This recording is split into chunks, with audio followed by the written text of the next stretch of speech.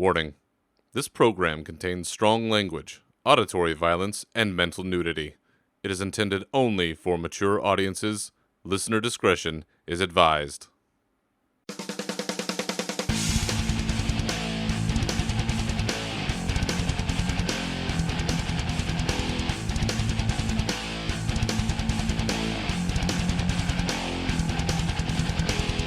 All right, party people, welcome back for episode 35 of the Unshackled Fury podcast, your uncensored home for all things Warcraft.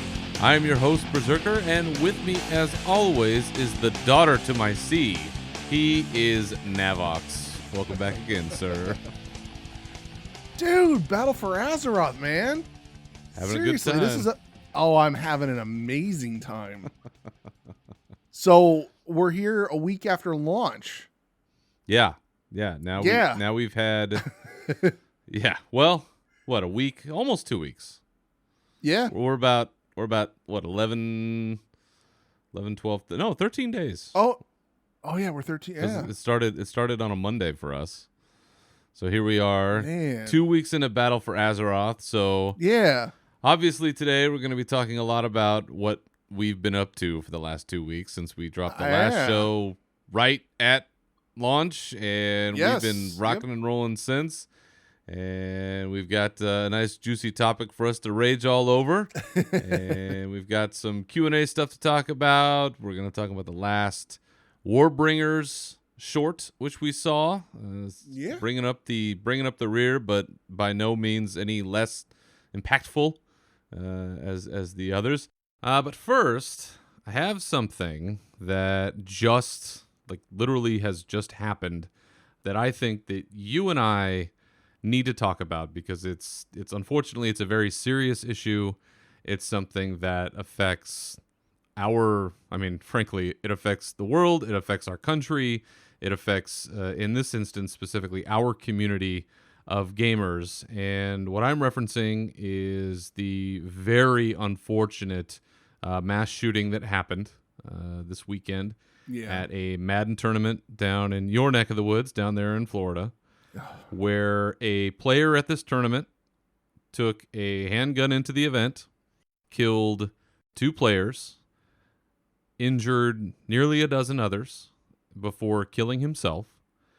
And unfortunately, this footage, or at least some of this footage, was caught on Twitch. I myself chose to watch it. I don't know if that was the best idea, because you can see the moments before one of these players is killed, because one of the ones that was killed is on the stream, and you can see the laser sight on his chest.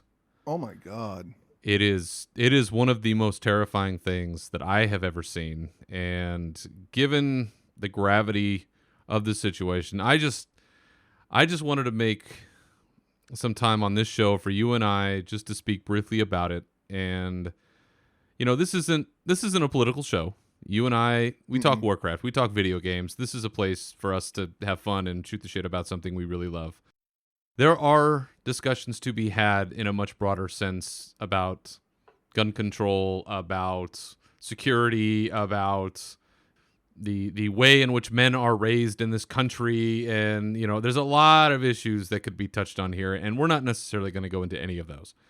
But what I wanted to do was, I did want to bring this up for one aspect in particular, because it has come out that this gentleman has a history of mental illness that, I don't know if you necessarily had to be a doctor to figure that out, because if you're running up and into an event and shooting people, things probably aren't okay. And for us, as part of the gaming community that you and I are, that all of us are, an attack on, even though it's another segment of that community, an attack on one of us is attack on all of us. Oh, absolutely. Yep. And mental health in this country and in this planet and in this life of ours is a very serious issue. And I wanted to take an opportunity to, speak out and say that, I myself have seen a lot of the escalation of behavior. And you and I do this show, and we get amped up about stuff, and we have a dedicated rage portion, and we get all crazy about stuff. But make no mistake about it, 99% of the time, what we're talking about, we're very tongue in cheek about, And if I have Yeah. to, kind of break kayfabe here a little bit, we're not advocating and never have advocated and never will advocate for harm to come to anyone. And so I want to draw that line right there. But in a much larger sense, mental health is a very serious issue. And unfortunately, it's been stigmatized to the point where people are afraid to get help. People are steered away from help. Unfortunately, a lot of people can't get help that recognize that they do need it. And again, that's part of a larger conversation I'm happy to have with anybody offline, but I'm not going to do it here.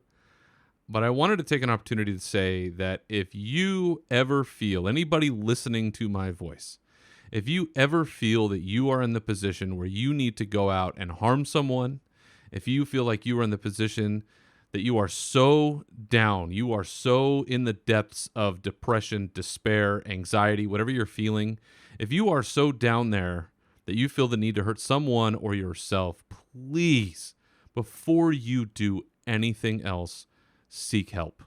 And call any crisis line that you can find, local resources, even your friends or your family. Talk to somebody, because this kind of response by this individual, it solves nothing. And it's a situation where perhaps, and I am making a guess here, but when people take those kinds of actions, you're looking to feel power in a situation where maybe you have felt powerless. This does not give anyone power. This takes away your power. It takes away the choice that you can make to do something better, something healthier for yourself. As somebody myself who has been diagnosed with depression, with anxiety, who has gone in and out of therapy for I don't know how many years in my life, I've been there, man. I know what it's like to feel these feelings, to feel like you don't know what to do, that you are contemplating a way out that is not safe and that is not healthy. I have been there. I know what that feels like. And although we don't have the biggest reach on this show, I know that we do reach some people. And so whatever we can do to convince anyone listening to this show that if you reach that place in your life, please seek help. If you need to, talk to me. Reach out to me. I'll help you out. I'll point you in the right direction. My DMs are open, man. You can get a hold of me anywhere. I will never turn somebody away, and most people won't either. And the only people that do, cut them out of your life anyway. Because this is a serious issue that needs to be addressed. And I hope that anybody listening to this, again, if you feel that you are in such a state that you are looking to harm yourself or someone else, please seek professional help. And any one of us here would be more than happy to help you find a path out of where you are. That's my piece on this. Nav, I don't know if there's anything else that you wanted to add before we hopefully turn the show around into a lighter direction. The only thing that I would like to add to that is, while not everybody seeks help, if you're a friend of somebody and you notice something happening on, social media sites, or if you notice things that they're saying or discussing things with them and they're in a bad place, maybe just stop what you're doing. If it's playing a video game or something, take a few seconds and just talk to the individual, talk to your friend. You never know what 30 seconds of a, hey, is everything okay, might do. Yeah. Or, hey, do you need to talk? But yeah, I mean, you basically summed it up really, really well there. So I have nothing more to add to that. That's good advice. If you see someone that's in trouble, there's never anything wrong with lending a helping hand. And I think that anything that we can do to destigmatize getting help and seeking help for mental health issues, the better off I think that we'll all be. So with all of that being said, let's take a cleansing breath here, as I think a yoga instructor or two that I've seen on YouTube mentioned. So let's take a cleansing breath and get back to our love, our Warcraft, our battle for Azeroth, and all of the fun that we have been having. So, how generally has your last 2 weeks, your leveling experience, your foray into Battle for Azeroth been going? It's been a lot of fun. I'm having a blast. Everybody has new, it's the new shiny, so everybody's having fun in game, and it's I took the week off to level, so I took the week off. We got the launch Monday evening, 6 p.m. It was a little bit before 6, and I think I was 120 on Tuesday evening. I believe it didn't take me very long to get to 120. I think it was either Tuesday or Wednesday. I did it, and it wasn't. I went into Drustvar first. I finished every single quest in that zone. Then I went to Tiergard Sound, which I like Tiergard Sound. And right when I got done with Tiergard Sound, I had to. I was 119 and a half in 2 zones. That's how many quests I did in each zone. Mm-hmm. So then I went into Stormsong Valley and hit 120 off of like 5 or 6 quests. Yeah. What I didn't anticipate was how long Stormsong Valley was after the fact.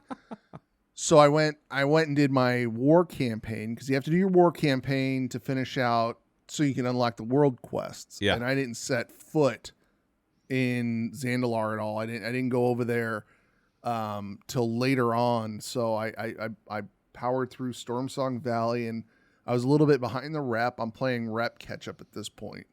But other than that, I'm blown away. I remember messaging you like, oh my God, best expansion yet. Just the music alone in Borealis just gets me. Like, I could sit in Borealis and that tune gets stuck in your head, and it's just like, oh my God.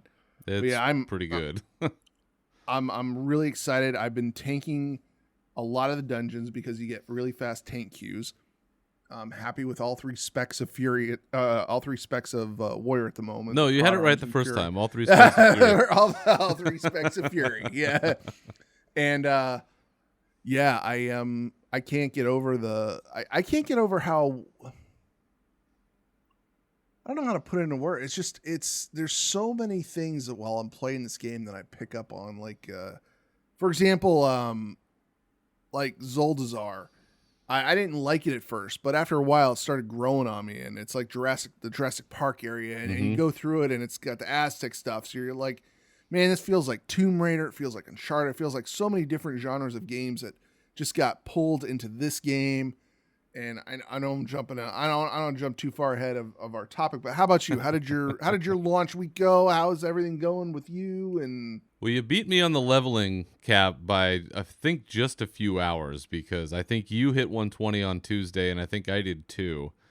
And for us, we did Drustvar last. And oh, wow. And maybe it's just the thing where once you've hit max level and you're just trying to finish it out, whatever zone that is just feels like a slog, because Drustvar felt like it took me forever, where I totally blasted through Tiergard and Stormsong, no problem.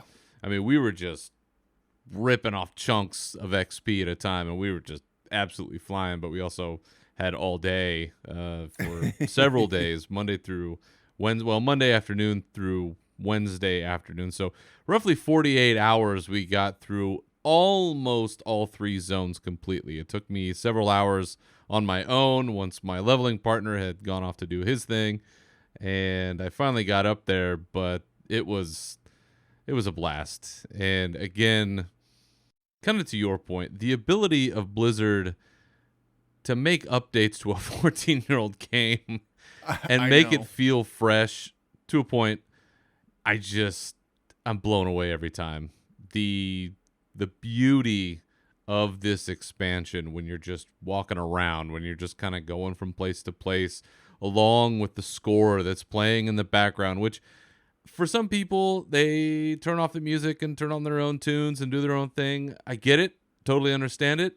You're not giving yourself the full experience that I think that you could, because, man, they put a lot of effort into this thing. And no matter where you go, no matter what you're doing, you really become immersed, and you feel lost in even the little sub-zones within the larger zones. And this is true on both continents, I think.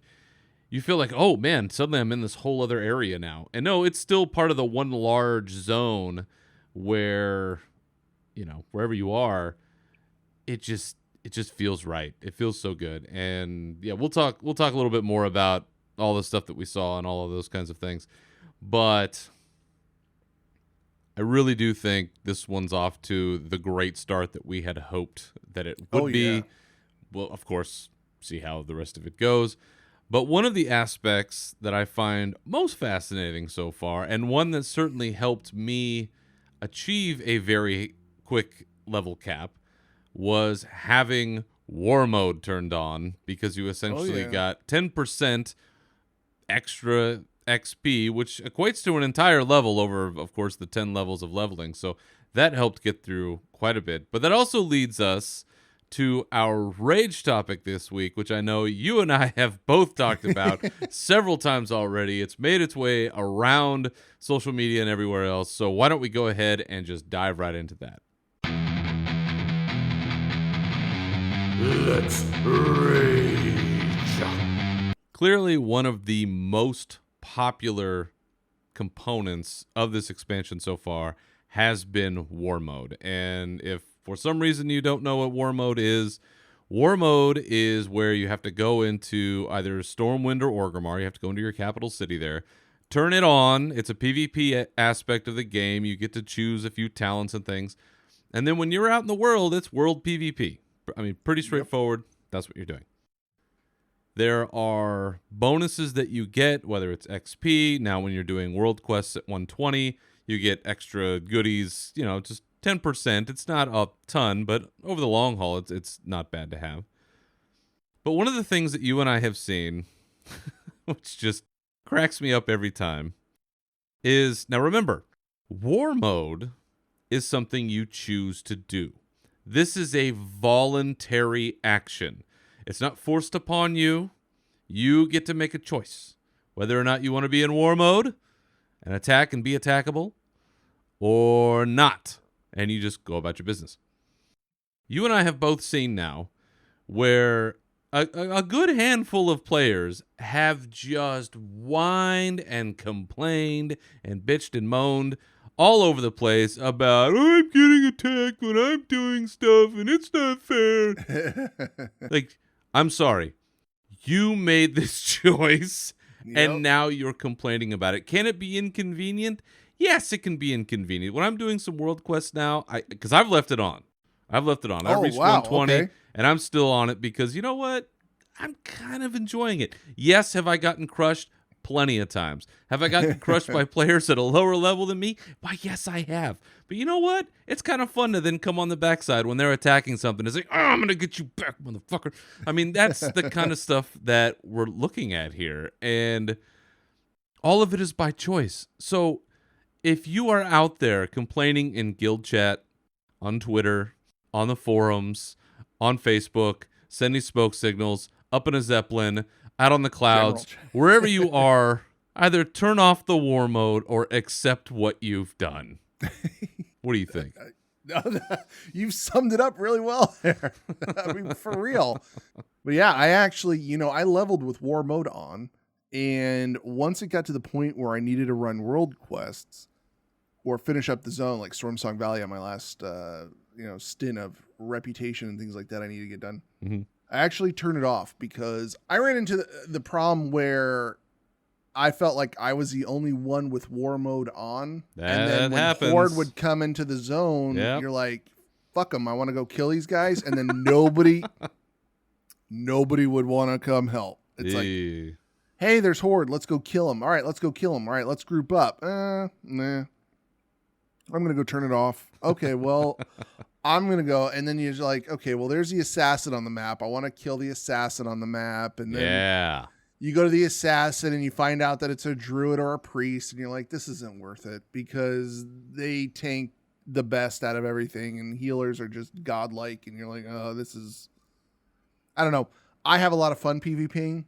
Yes, it brings out the absolute worst in me when I PvP. At least you recognize that. I recognize it, and I would just love it if I could put a group together to just run around and kill these Horde people. I want to get my Horde Slayer title.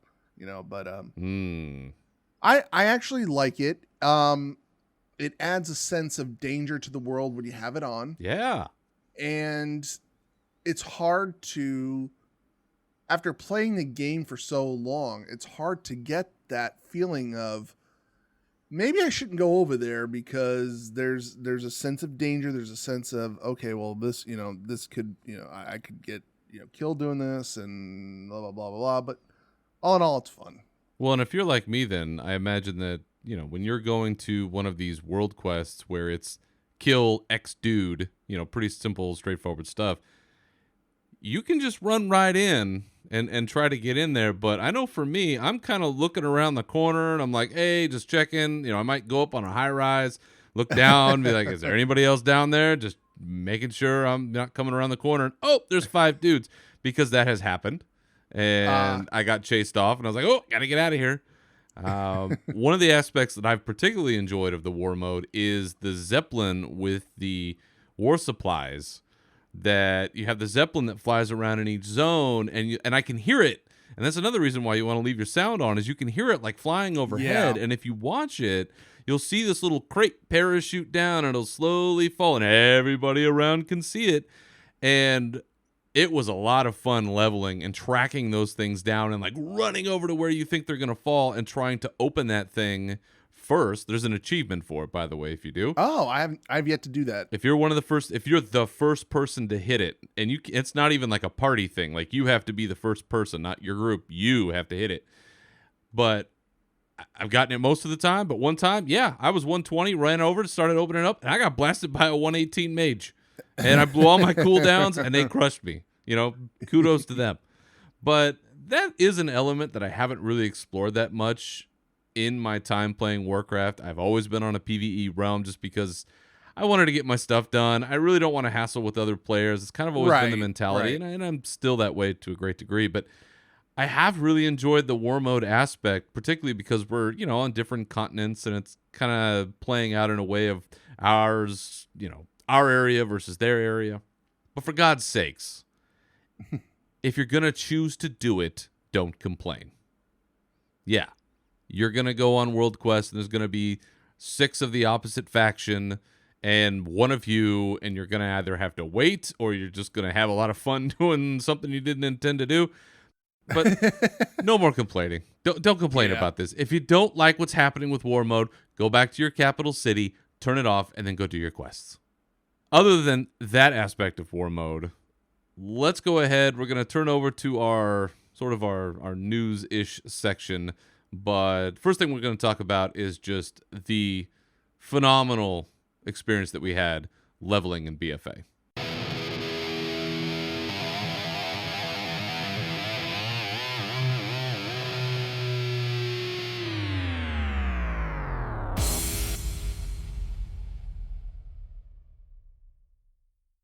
You and I, many times on the show, have said we're Alliance through and through. So, for the most part, our experience in leveling in this expansion so far has been through the lens of the Alliance story. So, I'm gonna try, for the sake of probably the 2 or 3 Horde listeners that we may have. I'm not even sure we have any, but I'll try to speak in some generalities here and there. But I really can't say enough about the story that we got to experience on the Alliance side, and particularly in relation to what's happened with Jaina Proudmoore, because she has been a long-standing central figure in this game. She was really MIA up until now. We saw her finally kind of going less neutral. She's not neutral anymore. She's definitely full-blown anti-Horde, full Alliance, the whole thing. But we've been wondering what she's been up to. And as we've gone through our leveling experience, a lot of it on the Alliance side, the main thrust of this is that we're in cool...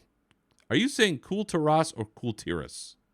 I'm saying Coal Terrace. Coal Terrace. Because I think that's how they say it, but I kept saying Cool Terras. I think it is Cool Terrace. Terrace. You might be right, though, too. I think...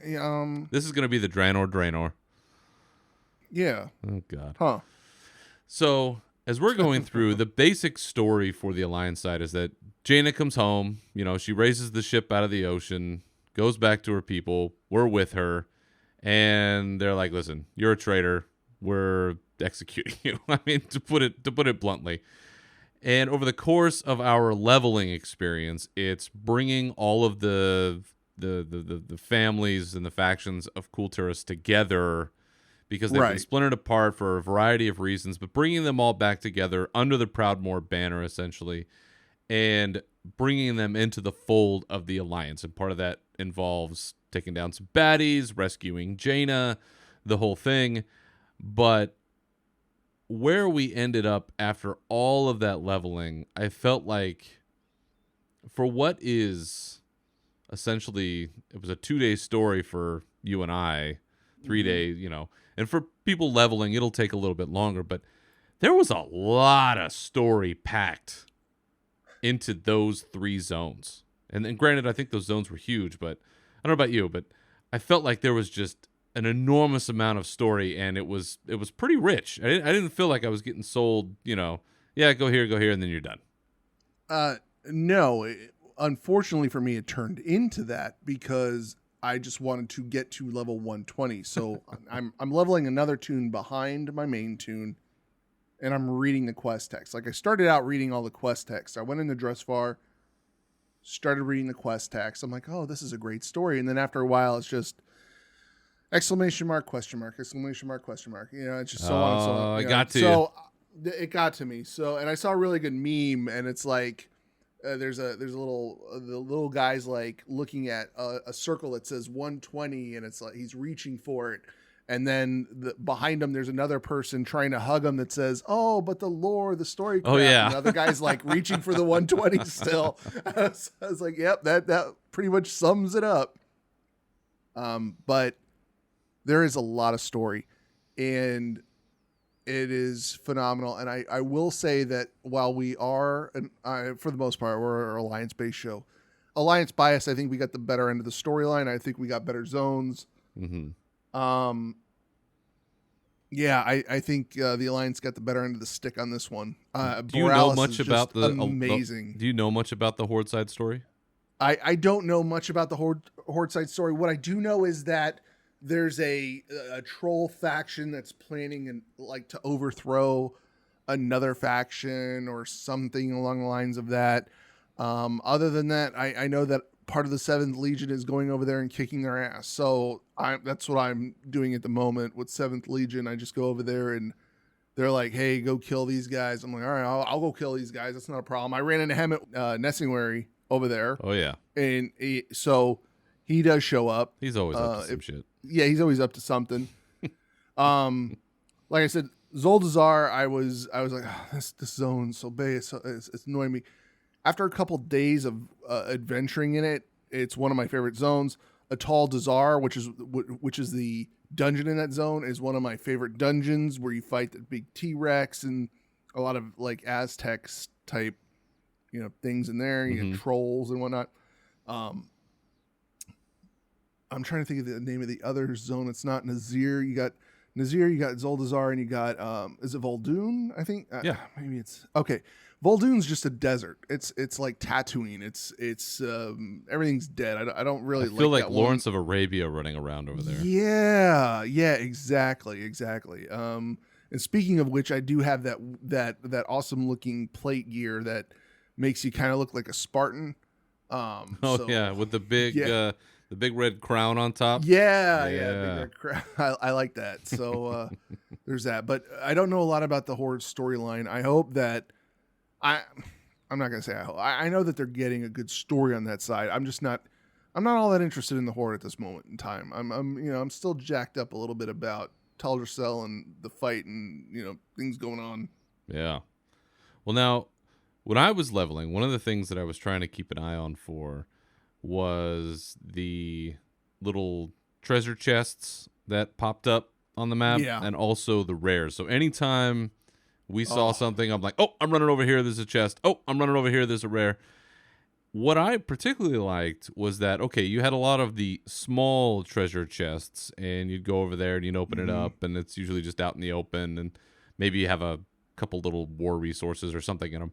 But every once in a while, you stumbled upon something that was a little bit better, and there were the ones that had these runic locks on them which Yeah, I the thought were puzzles. particularly interesting, and I was really happy to see that they had, and we know that they're going to add new stuff in these games. But for these in particular, it was really cool because we first encountered them, and then there are these large chests, if you haven't seen them, and they have 4 kind of runic symbols floating in front of them. And it's not there's no instruction or anything there. You just walk up and you're like, okay, there's these 4 things. And if you click on one of these symbols and it's supposed to be in a certain order that you click on them, if it's not the right order, you get dusted back like 30 feet and you take a good chunk of damage. So you really either have to find out the hard way how to do this or you figure it out. And one of the things I've discovered in talking to other people, some people thought that there was no clue whatsoever and you just had to sit there and heal yourself and just kind of bang your way through it. And if you are one of those players, I understand, but I'm going to give you a tip here that's going to save you a lot of time and trouble when you come across these. There are clues right in front of you or around you in the form of round plates that will be either up around this chest, on the floor around the chest, somewhere nearby.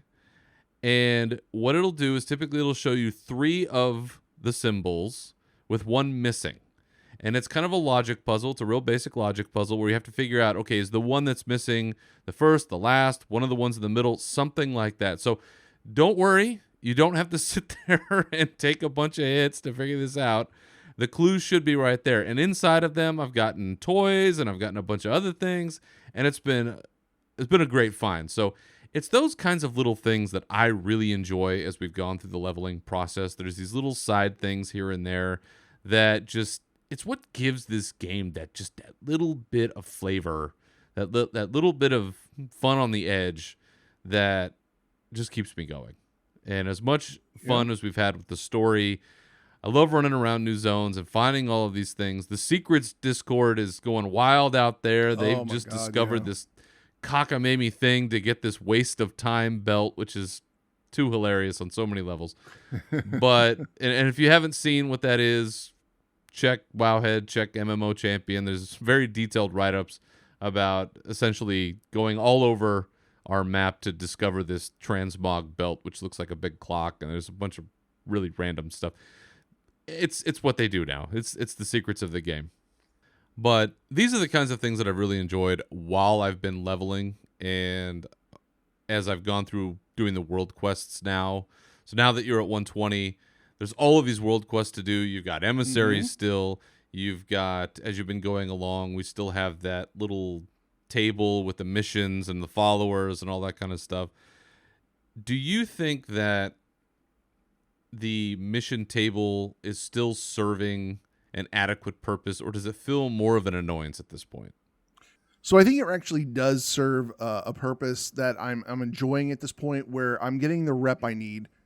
I don't feel like Okay, so in Legion, when we got our artifact weapon, I spent all of my time outside of everything else farming artifact power, because I felt like I had to keep going and going and going and going and going, you know, and so on and so forth. I feel in the end that my time could have been spent elsewhere doing other things, you know, I don't know, more lucrative for me in game or even outside of game. Yeah. I feel like at this point, I know that we're just dealing with launch. I feel like Blizzard may have got the system perfect for somebody like me that wants to log in, do some quests, because you can only get that necklace, I believe, up at this point.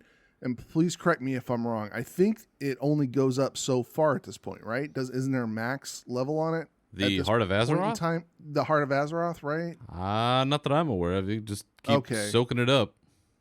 I feel, though, that I don't feel like I'm under the same crunch as I am with the artifact weapon as I am with with the Heart of Azeroth. I don't feel like I'm in the same crunch that I am with the artifact weapon. I feel like I can just log in a game, do my quest, do the expeditions, which also are freaking fun as hell if you haven't done them yet. You're enjoying the expeditions?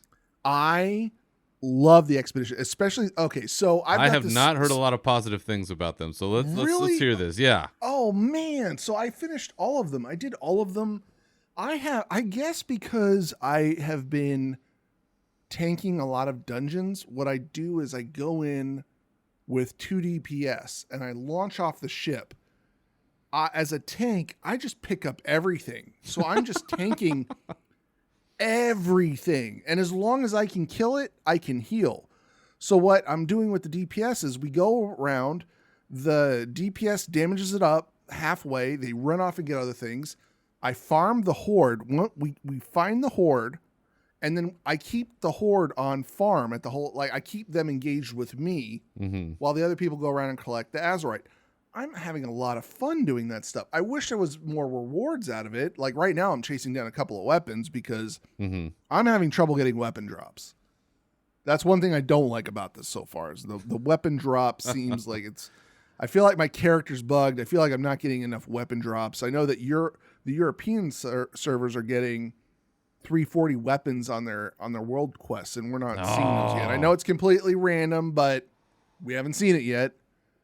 As far as island expeditions go, can the rewards be a little bit better? Sure, but I'm having a lot of fun. I like the instanced PvE environments, and I can't wait for the war zones or Warfronts. I'm sorry, the Warfronts to come out.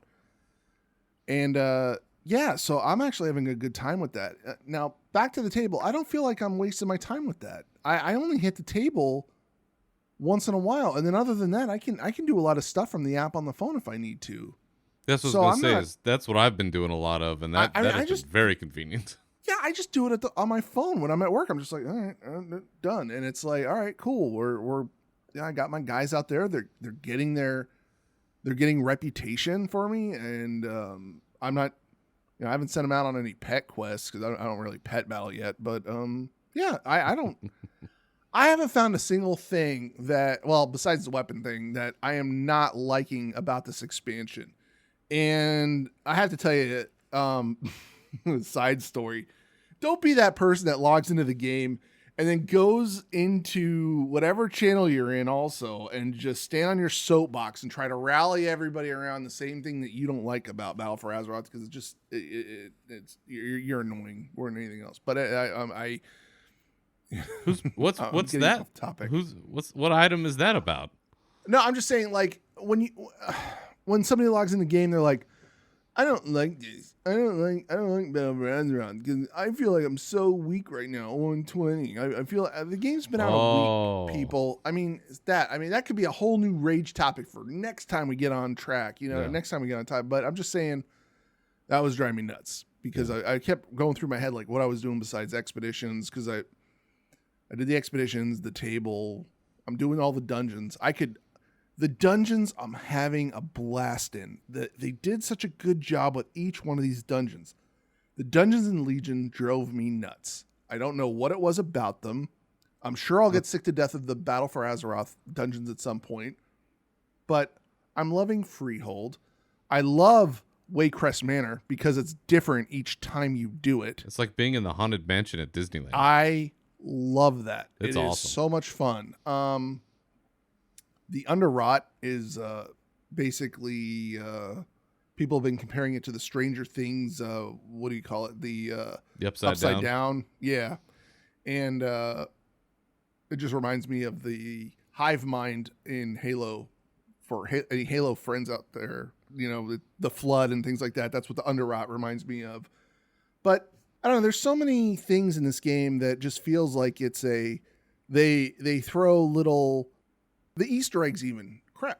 We didn't even touch on the Easter eggs. The Winnie the Pooh, the Voltron, things like that. I mean, I feel like they, like right out the gate, I feel like they just hit it out of the park with this.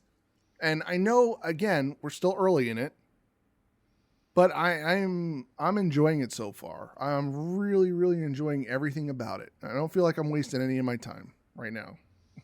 Yeah, it's hard to waste time right now because there's so much to do. And, to your point, it's easy when you're caught up in the rush of leveling and it's like, okay, what's the next exclamation point? Where am I going? All right, kill these 10 things, collect these 5 things. Here we go. Get this thing. Okay. And just go. Right. But there really is a benefit if you want to actually enjoy this game to its utmost to taking just a little bit of time to seeing what's around you and what's going on and what the story is and all of these kinds of things. But getting to the practical matters of it, I haven't done a lot of expeditions. I've done, I think, the original one that we kind of go on just to see what it is. I haven't done any other than that. I have done several dungeons at this point, run through some heroics with my raid team because we're just starting to get ready because Uldir comes out not too distant future, right around the corner here, along with the Warfront. So the next episode, we should be talking about probably some of the raid stuff going on, and the Warfronts by then. So we'll have that for you folks next time. But one of the things that I've been getting, I don't know, interested to see how it evolves, and I'm enjoying it so far to a degree, is the Azerite armor, because it's just kind of an interesting aspect to have where, maybe some of the abilities aren't the most overwhelming, some of the traits that you get or whatever. It's not, wow, I can't believe I got this thing. Right. But there is, I hate to say it, but there is just like this base level satisfaction that I get where it's like, oh, it's a piece of Azerite armor. Oh, that little wheel is turning. Oh, I get to pick something. Oh, I get to pick something again. So there is, I mean, there's kind of like this casino feel to it that it doesn't get a little repetitive. Yeah, it gets a little repetitive. And I hope that as time goes on, there will be, some more traits that'll get added in, different pieces, all that kind of stuff. But I do like the concept of it so far. And I like that it gives these little boosts. And overall, kind of to touch on all this stuff, the artifact power, I guess, because that's what we're calling it. We're not calling it Azerite power, even though it was Azerite power, and you are getting Azerite. Anyway, I'm not going to belabor that point. So you've got Azerite power. You've got all this rep you've got to get for 19 different factions, including saving some turtles, which everybody's all in a rage about. You've got the Azerite armor. You've got all of these things that you're kind of passively doing. But to your point, I don't really feel in a rush to max out on all this stuff, to collect all of this stuff, to go crazy every day for it. Like I have to do 50 world quests every day or else I'm going to be super behind and it's going to be awful and all this kind of stuff. It seems like it's more incidental in a way than it used to be. And I'll just throw this out there. I feel that it is a little more casual friendly. And that is the kind of game that works a lot for me and a lot of other people. I agree. And I'm really enjoying that. But at the same time, it does seem like there is an avenue for people who are more hardcore to chase that avenue, because there are people who have already completed Pathfinder Part 1. Yes. Yep. So if you are able to grind all of that rep in 2 weeks, there's plenty to do. Oh, yeah, absolutely. And that's something that I think this expansion continues to do a good job of, that Legion I thought did a pretty good job of, which is when you hit 120, there's a whole other world open up to you now, because now you're running these dungeons, now you're doing these quests, now you're off and doing all of this stuff. You are doing things on the other continent, and you're establishing bases, and you're continuing on the war effort. There's a lot of stuff going on, and this is just the beginning. This is just the start of it. So I've enjoyed the hell out of it. I know you've enjoyed the hell out of it. Oh, yeah. Particularly from just the form and function model. But let's just, for a moment, let's dive into some spoilery territory. Yeah. We don't typically do this very often, but it's been a couple of weeks, and I feel that there's a good segment of the population that is probably up to speed on a lot of the lore that's happening. Or will be by the time you listen to this. So if you have not completed the Siege of Borealis, which is amazing. It's a mythic dungeon that you have to do kind of at the culmination of a very long series of quest lines, because once you complete the 3 zones, this is strictly Alliance side, once you complete the 3 zones, the main storyline, you then get the Pride of Kultiris quest line where you got to do a whole bunch of stuff. And then after all of that, you have to do a mythic dungeon, Siege of Borealis.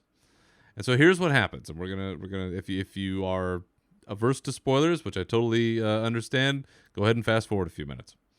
So you've gone through all of this now. You've gone through the Alliance questing.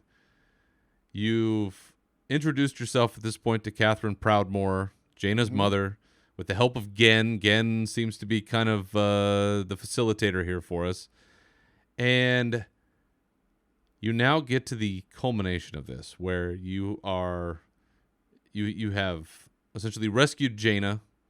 Jaina was sent to kind of like this underworld, sort of like the Nether kind of thing. This whatever you want to call it, another pocket dimension where there's just nasty stuff happening. So you've rescued her.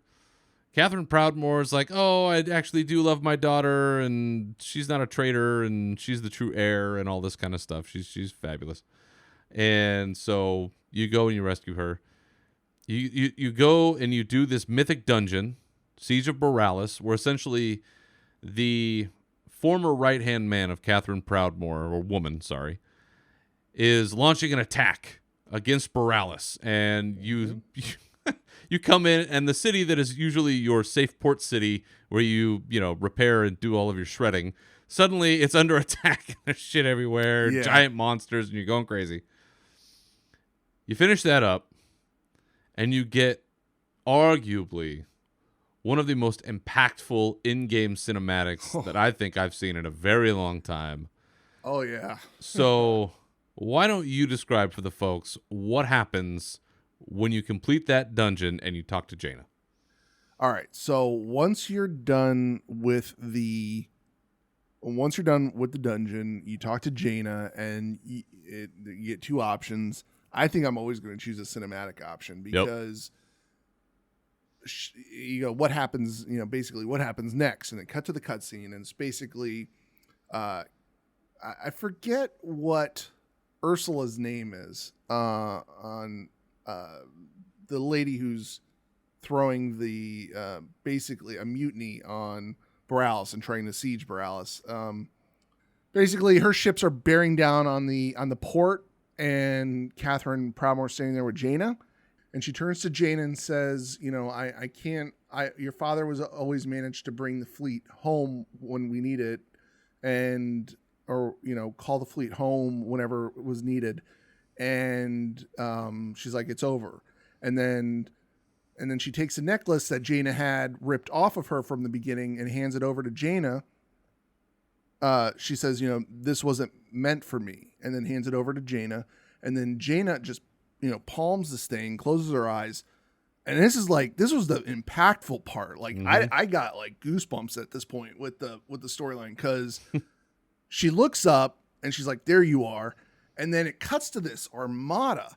It's like the thunder. They do this lightning strike in the clouds, and then it just the silhouettes of this armada that closes in. You're like, oh my God, this is amazing. And then they just close in on the attacking forces, and they throw up the white flag, and they surrender. And then at the end of all of this, basically Jane is promoted to, it's Lord, not Lord Admiral. Is it Lord Admiral of Coltiris? So, she gets her honor back. She gets her family back. She gets her people back. She gets her, and now she's the leader of Coltiris at this point. And that cinematic was amazing. It really was. Like, you can just, I could watch that a couple times and I still won't be amazed. I think I'll still get, the same feeling each time you see the I mean, that it's hard to explain, but the way they mix the music, the scenery, everything, it just, they Blizzard does cinematics the best, I think, because they pull you in. I mean, they pull you in with the story, they pull you in emotionally, and it's very impactful. It was really, really, really, really, really well done. So hats off to the whole cinematic team. I mean, it was something else. Yeah, that's, part of their hallmark is the storytelling. This isn't just some, A to B kind of thing, even though a lot of times it can feel that way, especially if you're not reading your quest text, sir. But with this, especially for those of us who have invested in the story, there's the whole, what's going on with Jaina and her long lost land. And we've been talking about Coltiris, it feels like forever, because it's part of Warcraft from way long ago with Dalen Proudmoore, what happened with the Horde, all that kind of stuff. Right. It's that story thread that's been out there for a long time. And so with this coming in now, you see this defeated Jaina Proudmoore, where, she was this neutral character for such a long time, and then finally she saw the devastation of what happened to Theramore, and it just ignited this whole other thing in her. And then you see sort of that pendulum swing back to the other way. But then right here at the end, like you said, Caesar Borealis, they look like Priscilla Ashvane's coming in. They might get defeated. This might be the end of it. She hands that anchor necklace to Jaina. Jaina starts singing her Daughter of the Sea song, her her own theme song, her own entrance theme. Eyes go white, and then all of a sudden, just boom, there's the fleet, and the guy's like, let's just wreck these clowns.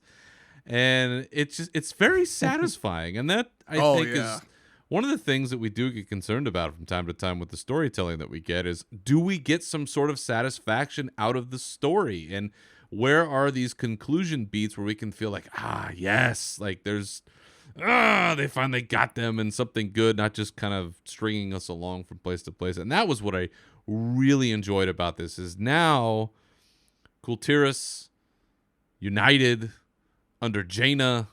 She's essentially a leader. She's always been a leader in the Alliance, but now she has a nation. She is a nation leader within the Alliance. Kultiris is part of the Alliance now, and that's part of what the culmination of that quest, that whole quest line, is bringing Kultiris into the Alliance. So now, does that replace Darnassus in a way? Is that part of the plan? I don't know. You're still going to have a bunch of Night Elves running around, and it's not like the Worgen have Gilneas up to a point. So maybe it gives us something additional that we didn't have before, but now they're part of the Alliance. And to see all of that happen and to see Jaina be empowered in that way, it's awesome, because she's such a badass now. And I want her to just go around wrecking house, because mages in this game and in this universe are not to be screwed around with lightly. So to see her at her full strength, at least at this point, kind of like in the battle for Lordaeron,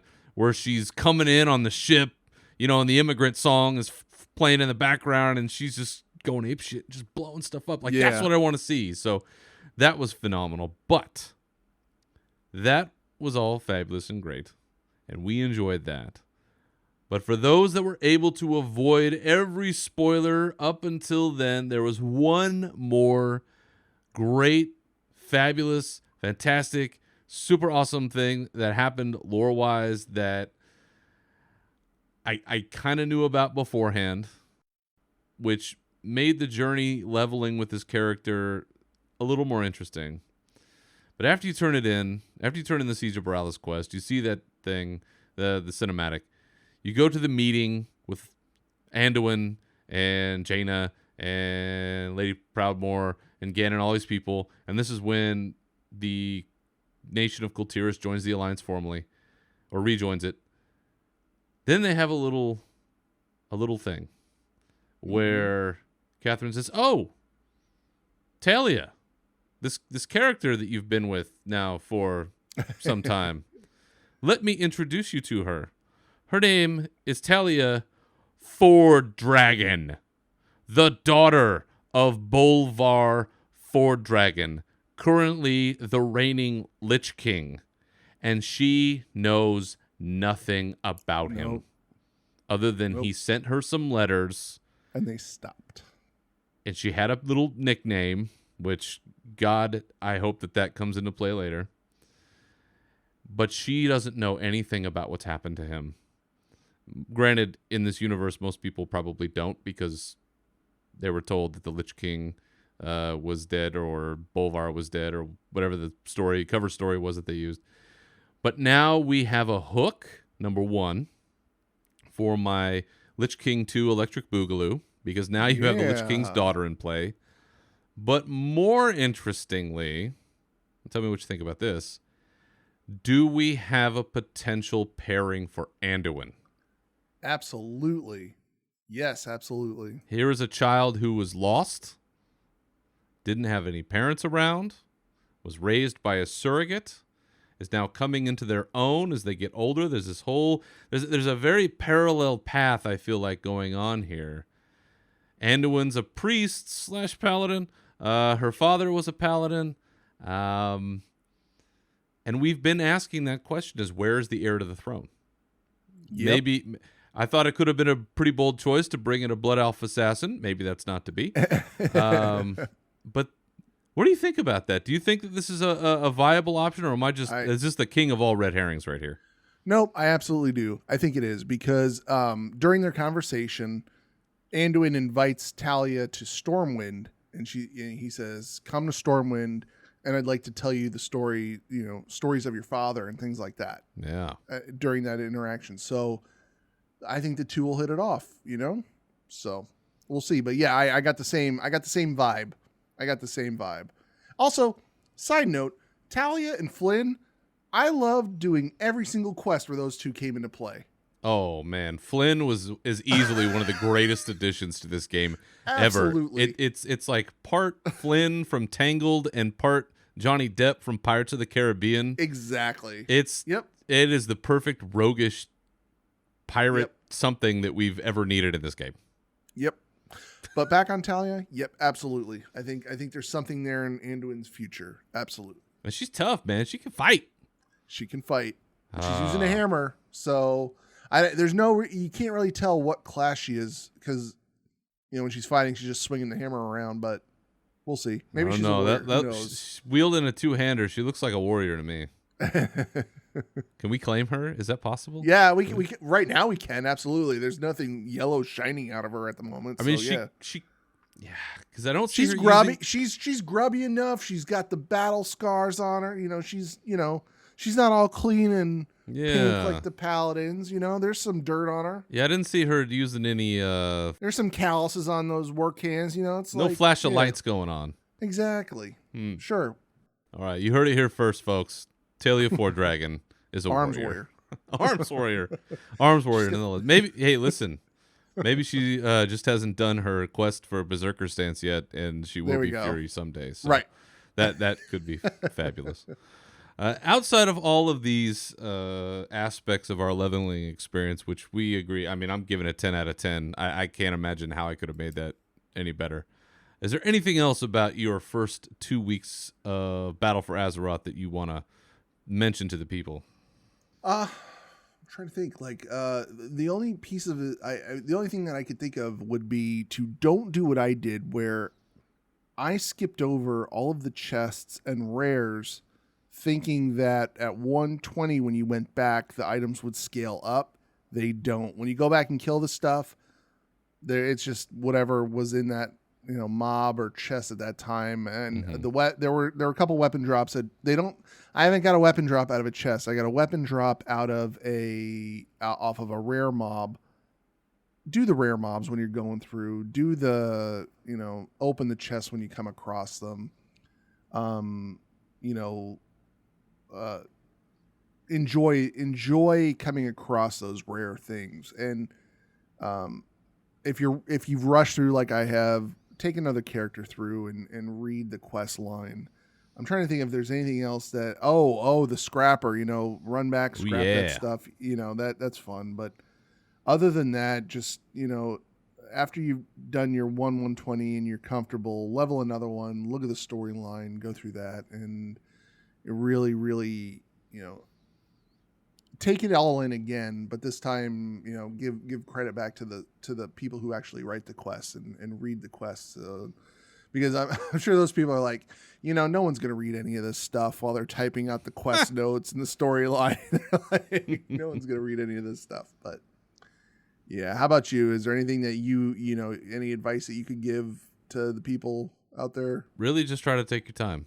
I mean, that's the thing. Is 120 is going to be there. We're now going to be 120 for the next couple of years. So it's not not like it's going anywhere. And there is a phenomenal story to enjoy and a beautiful landscape to cover while you're doing all of this stuff, basically. And now we're getting into the sort of that second phase, that next phase of the game where we're going over to the other continent wherever we leveled, and we're establishing bases, and you're now getting more into the war, into the battle. And at first it was doing whatever you had to do in sort of this native land that you started in, and now you're taking that next step. So going forward, you're going to be getting lost in all kinds of world quests and war fronts and war modes and war. Really enjoy the relative peace that you get when you're leveling, just to enjoy all of the hard work that everyone building this game has put into it. Because you can tell, man, there is a lot of love going into what we've been playing, and just enjoy it. I mean, you're paying for it. You might as well enjoy it. All right, so we enjoyed our leveling. We got a couple weeks in, but towards the end of last week, we did have a little dev Q&A. So we had Ian Hazakostas and Josh Allen wearing a disgusting Horde hat for some reason. Josh. I don't know. Whatever, lore. Whatever, man. Well, you can add this comment to your altar of salt. The salter. You can add this to that. But they had a Q&A, little dev Q&A, checking in and answering some questions that people have now that we've been able to dive in. The item that caught, I think, the most interest from me, just because it cracks me up to see the amount of insanity that people throw up, is what you touched on a little bit earlier, the world scaling at max level and people feeling like at 120 suddenly you're just, hitting dudes with a wet noodle, and that it was all kinds of broken and this and that and blah blah blah. And I get it. It scales to a level that eventually we're going to outpace, and we're going to keep adding gear. So 120 6 months from now is not going to be 120 the moment that you hit it. And they've said this time and again, is in proportion over time, you will far outpace any damage or health that these baddies at 120 will have. But I thought the comment was great because Hazakostas goes into this very long explanation about how world scaling works and how we're doing all these things, and says, yeah, by the way, we haven't touched it in 15 months. Yeah. So the way that it worked in Legion is the way that it works now. So all these people that are like, Blizzard's doing all these things, man. No, they haven't done anything. It's exactly the way that it was. And he admitted that there is some aspect of power scaling as we level, which doesn't feel great, and they want to try to figure something out about that. But, it just kind of goes to show we have to be careful with the herd mentality that we get into sometimes when we don't like, we feel a little undergeared or a little underpowered, but there are things, and I hate to use this phrase, but I will, that are working as intended. And that was something that Hazakostas touched on a couple times, just saying, this is how it's supposed to work. We're at the very beginning of an expansion. Keep in mind that a year from now, 2 years from now, when we're still here, it's not going to feel this way. And that's kind of how we have to look at this, is looking at it over the long term.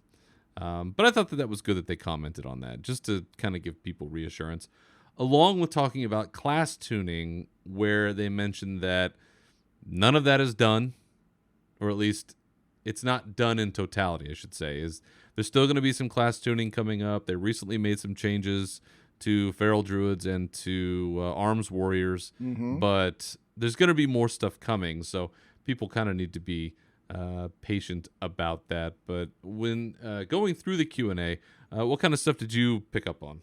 No, that was it. I was happy to hear that, some scaling is going to be done to the PvP aspect of the game, even though I have it shut off at the moment. They're going to adjust it and they actually did. They actually changed some things recently.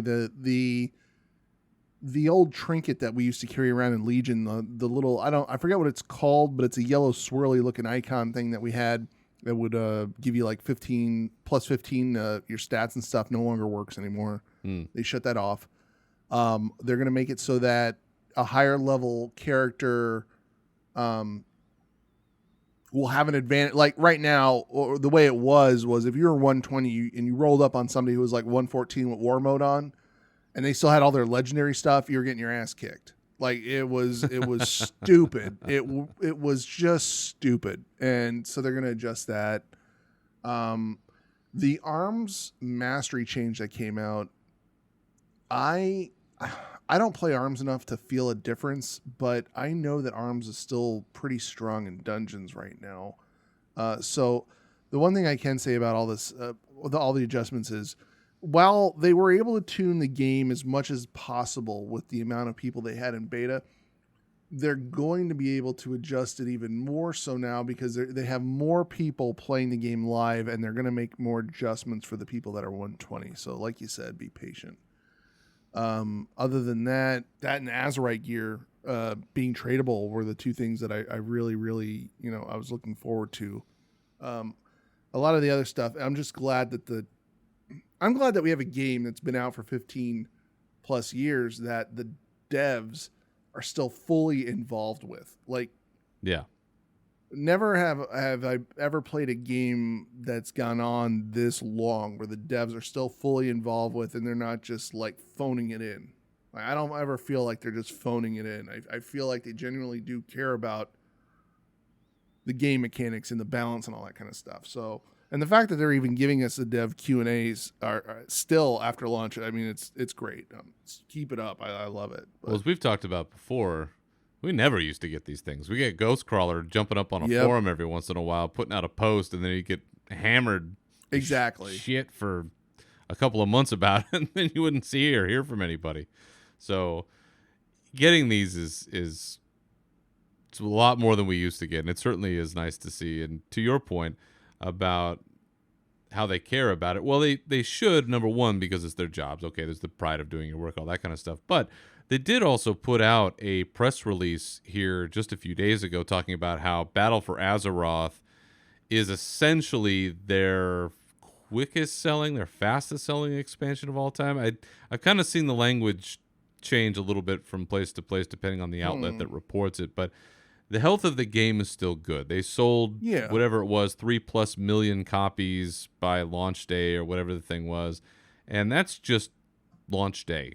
That's not the week or the month or the the quarter, which I think is kind of the metric that's used when they do these financial reports. But there's still a very healthy game here. And it is nice to see. And I think part of the reason that it is healthy is because you have people that care.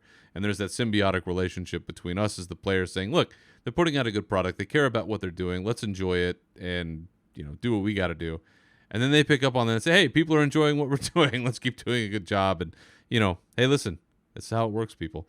One of the questions that I really enjoyed, because we always seem to get these kinds of things in these Q&As, is what's happening with the Worgen and Goblin model updates. Because amongst all the other things, this is the most important thing going on, are the updates to these Cataclysm editions. And, okay, maybe it's fair that they don't quite look as textually pleasing as, let's say, the Dark Iron Dwarves, which people are starting to now unlock. And those things look freaking amazing. Yeah. So it sounds like there are updates coming for those models.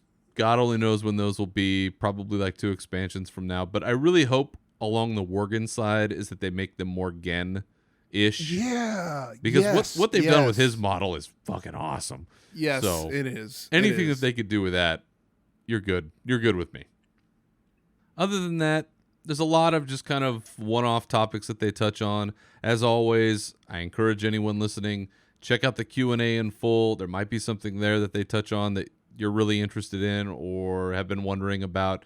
We typically don't go through point by point just because they cover a lot of stuff, and I don't know, it's kind of boring for us to sit here and yammer more than we do. So take a look at Wowhead, take a look at MMO Champion, take a look at Icy Veins, any one of your outlets. Everybody's covering it in terms of the journalistic aspect of it, but you can always just go watch the video and see it for yourself. Now, the last item that I wanted to touch on before we go this week is that after having a pretty good rollout here over the last month or so of these Warbringers shorts and going even longer and all the other stuff we talked about with comics and books and yada, yada, yada, we finally get the last Warbringer short that we've been waiting for, which was about Queen Azshara.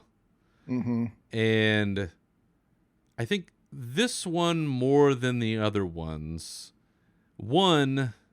it didn't really contain a lot of surprises because we already kind of know her story to a degree. Like, we don't, it's not a mystery that she sold out to the old gods and they turned her into her people into a Naga, and she's super powerful because of that. She just basically traded Sargeras for an old god. But I thought that this one, more than the other ones, was just terrifying.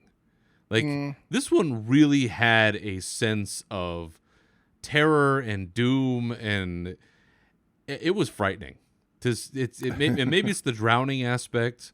Maybe it's being in the ocean with a giant, mini-eyed, faceless weirdo thing in the ocean. I mean, it was terrifying for me. I mean, beautiful as all the other ones were, but man, I'm watching that and I'm like, I feel really uncomfortable watching this thing. What was your impression of it? Was that now okay? So I'm going to ask a stupid question. Okay. The city that she was in, Yes. that wasn't Suramar City. No. That was the old Night Elf capital. I can't remember it That off was the the top of my head. old That's Night where Elf that's where the capital. Well Okay. of Eternity was, I believe. Gotcha. Okay, because I thought okay, all right. So it was. I don't know. It was weird to watch it because Azara, I wasn't really that big into the character before, and after watching this, it's still, she's, to me, I know it's an unpopular opinion. I'm like, it's okay. We got Jaina, we got Sylvanas, and then we got Azara. Yes, it was a good one. I understand what you're saying about the terror, because there is a point in the video where, well, she's dealing with her own death, basically her own demise at that point. And, she's holding back this wave from killing everybody in her city. Mm-hmm. And then that fails, she can only hold it back for so long. And then there's a talking fish, and then the fish is like telling her to let go. And then listen, I know people, I get it. I know I'm being real general here with this, but there is that point where the transformation happens. And that was the freaky part for me, was when she opened up her eyes, and for the first time you realize that she was breathing water because the bubbles came out from under her. Did you notice that when she first came to after I'm guessing it's N'Zoth, right? That's who I'm going with, right? So after she's made after he's made the transition for her, she wakes up, and then all of a sudden you see the bubbles rise up, and I was like, oh, that's Well, that's I kind of took that as like, this is the last amount of like air that's in her. Like, she's about to die.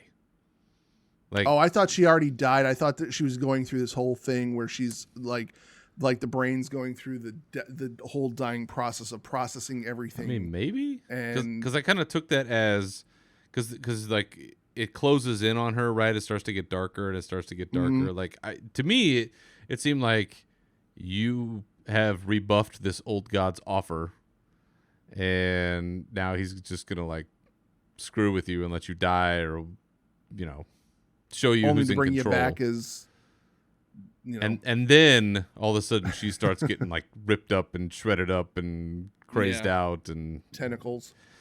it was uncomfortable. I got that. I got the whole tentacle anime feel from it. I'm sure many other people did too.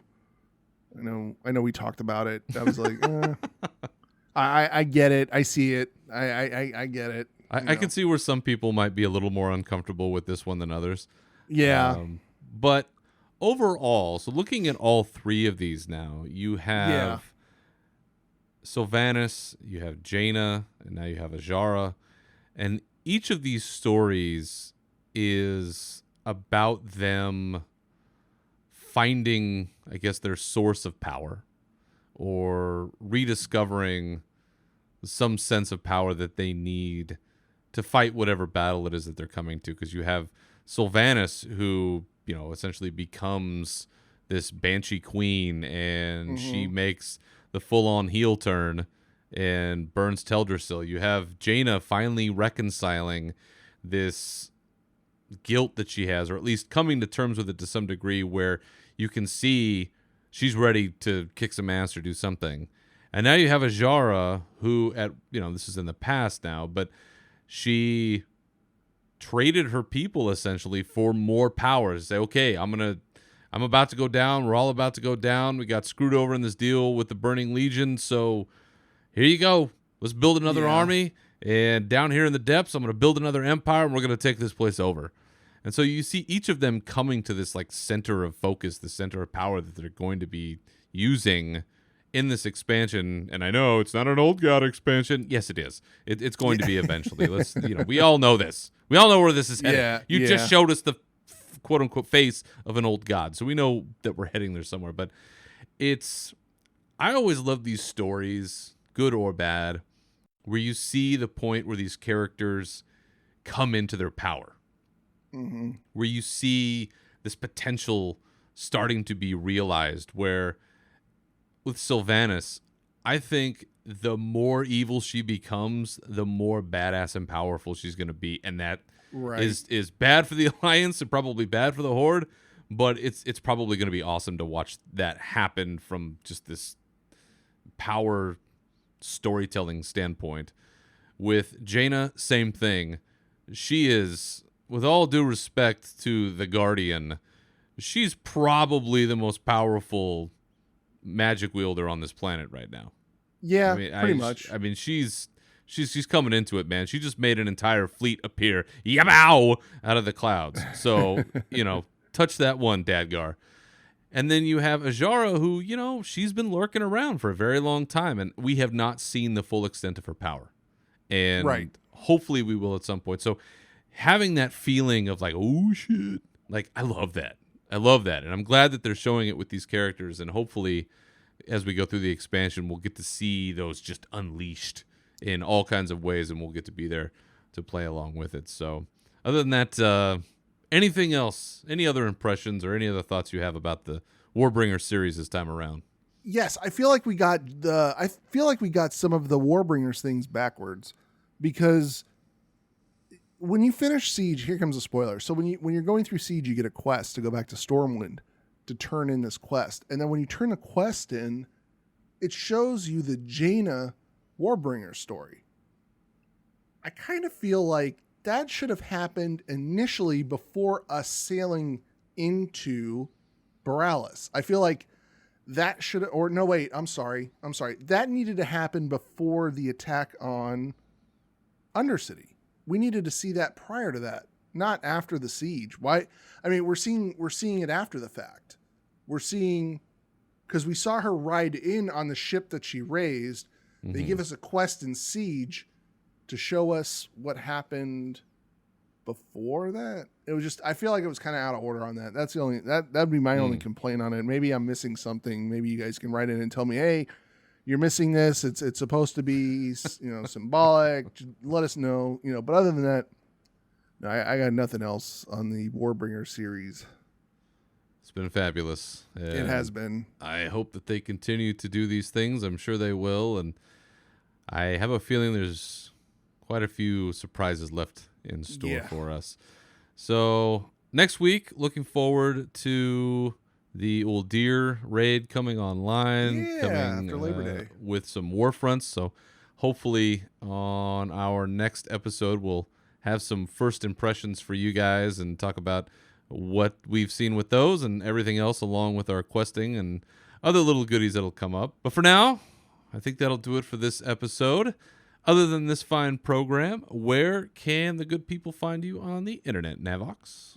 You can find me out on my Twitter page. I'm at NAV_OX. As for me, you can always find me on Twitter at Berzerker Rage. Feel free to contact the show with your questions, comments, or otherwise at unshackeledfuryshow@gmail.com. And you can find this show on SoundCloud, iTunes, Stitcher, and Google Play. So once again, thank you for listening. Remember to keep your swords wet, your banners high, and we'll catch you next time. Farewell.